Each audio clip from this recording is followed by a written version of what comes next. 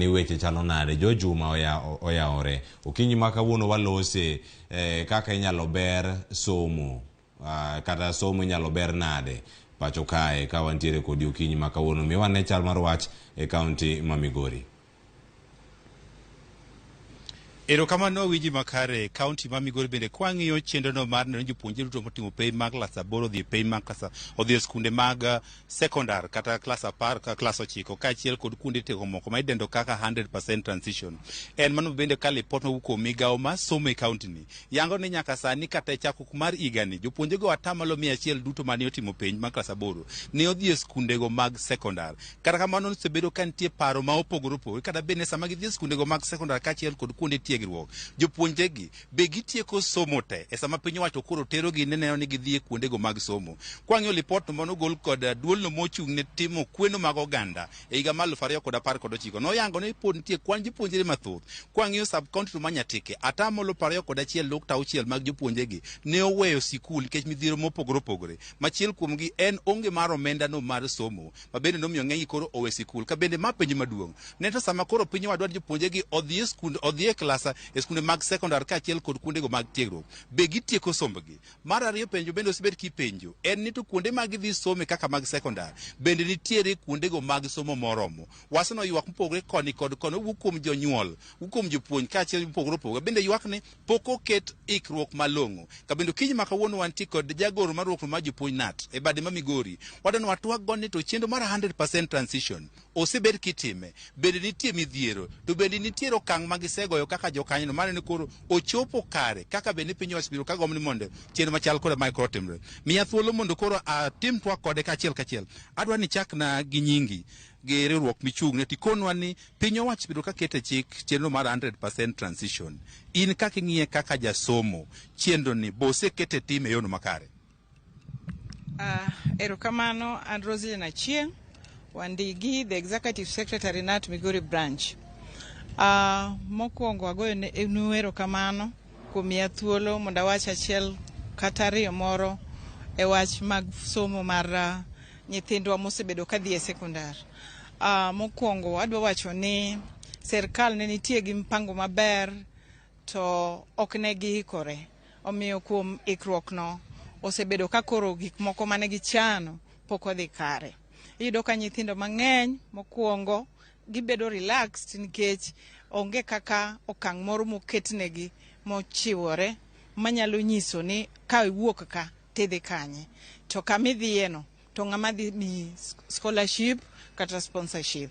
Koro ayudo ka nyithindo mang'eny kowuok especially nikech samoro yudo ka moko nitiere ma generally gin weak in terms of performance to kori kawe kendo itere secondary mo nego be no dhiyo kata mana e okowang' mar TVET to ikawe kendo itere secondary wiye ok nyal kwanyo. Ka wiye ok nyal kwanyo onge kaka onyalo konyore mbele ka.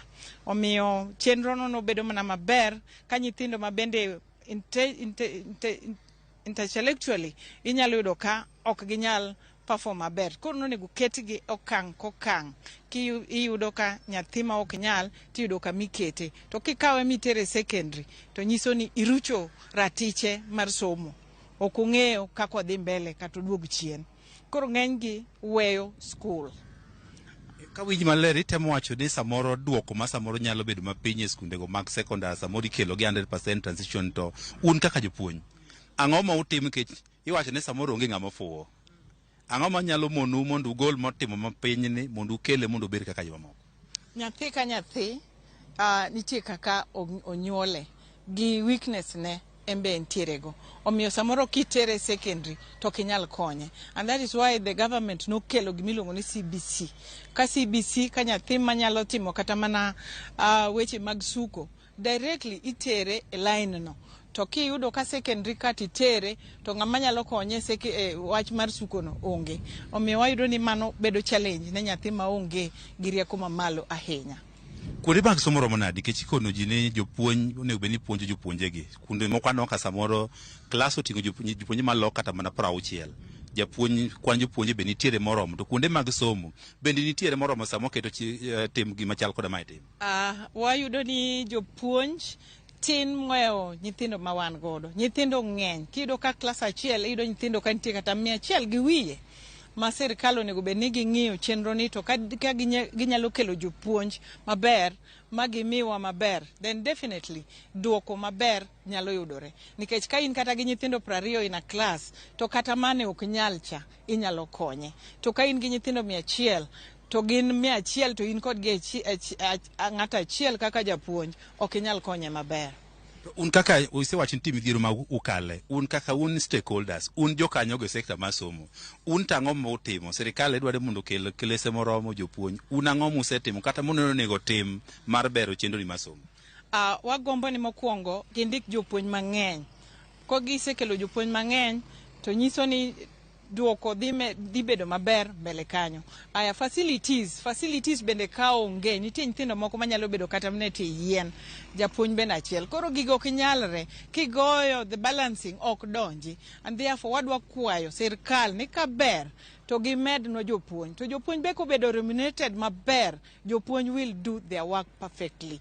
Nyiso ni jopuonj ok mi omenda moromo gi tich ma gitiyo. Koro samoro gin bende kaka ng'ama bende embo manyo nyalo bedo ni oneno matek ma mondo mi oting' moyud nyithindo 100 gi momi gi duoko maber nyalo tame kaka an individual. Erokamano kinyalo winjo mano jagoro mar ma jopuonj nat bade ma Migori bende koro nyiso kata olero kenge bende koro chenro ni mar somo seka ka winjo ka otemo lero ni onge kuondego mag somo moromo bende nyaka sani koro oseketo miyo chenro ni mar 100% transition nyalo dhi kare ka bende wane kata mana jopuonj bende koro nego medie sikunde mondo ka jopuonj ochopo kacha to giyud tiegruok makare mok ni gidhi adhiya kacha chine gikalo chenro mar somo to gikone ok gitim maber e piny maduong' ka bende mano duoko bende kata report bende koro gol kod jagoro no kawuok e kaunti Migori. Agoni erokamano ahinya mano George Juma kiwuok e kaunti ma Migori kuom